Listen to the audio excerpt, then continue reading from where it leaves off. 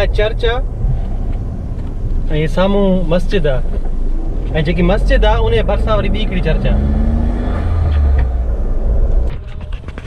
मस्जिद पहुतऊं, पोयां चर्च आहे ऐं हे मस्जिद अथव साम्हूं। अस्सलाम वालेकुम। How are you? गुड। मस्जिद जो भलो कमु इहो आहे त हिते को हिकिड़ो मौलवी न आहे हूंदो जेको वेही ऐं हर जुमे ते ख़ुतबो ॾे। हर इंसान को स्टूडेंट थी वियो, को टीचर थी वियो ऐं ॿियो मुआशरे जा शहरनि जा ॻोठनि जा माण्हू जेके मुस्लमान उहो पंहिंजे हिसाब सां को ख़ुतबो तयारु कराईंदा आहिनि ऐं ॿियो कंहिं मौज़ू ते ॻाल्हाईंदा आहिनि। त ऐं मस्जिद जो कमु बि इहो आहे, मतिलबु इहो हिकिड़ो बेसिक हिकिड़ी शइ आहे त माना जेको ख़ुतबो थिए उहो को बि इंसानु मुस्लमान अची का सुठी ॻाल्हि करे ऐं इंसाननि खे ॿुधाए ऐं जेकी कम्यूनिटी आहे उन सां गॾु मिली करे कंहिं मसइले ते ॻाल्हाइनि ऐं उनजो हल ॻोल्हनि। ॾिस अॼु ख़ुतबे में छा आहे, किसकी आमद है, ठीक ठाक।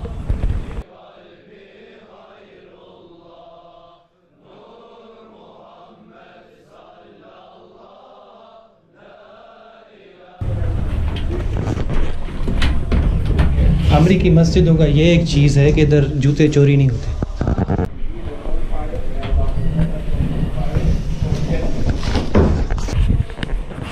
हिते साईं जूता चोरी कोन थींदा आहिनि, छो हर शइ बंदि कयूं वेठा आहिनि, माण्हू हूअं बि चोरी कोन कंदा आहिनि। If it's time, how we spend that time. If it's wealth, how we spend that wealth. If children, how we raise those children. So we'll be asking about these things that give us satisfaction. We actually fighting constantly to get them. We will be asking to acquire them. And we need sometimes to stop, reflect, and think about the blessing that we have and be grateful to Allah subhanahu wa ta'ala. I want to quickly share with you a story from the life of Prophet sallallahu alaihi wasallam that talks about the blessing. Africa जा मुस्लमान घणा ऐं ॿियो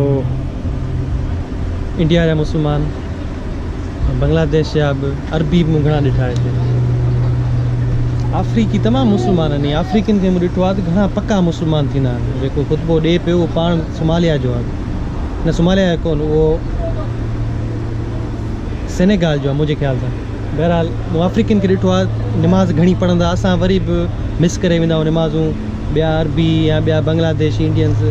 African मुस्लमान जेके आहिनि, जेके Africa खंड में रहनि था ख़ासि तौर ते, उहे हेॾे अचनि था या पंहिंजो जेको रहिया पिया आहिनि, इहे पका मुस्लमान आहिनि वॾा। मको मुस्लमान हर को आहे, पर इहे माना फॉलो कंदा आहिनि सही नमूने सां, इन्हनि खे तव्हां ॾिसंदव जिथे किथे हूंदा आहिनि।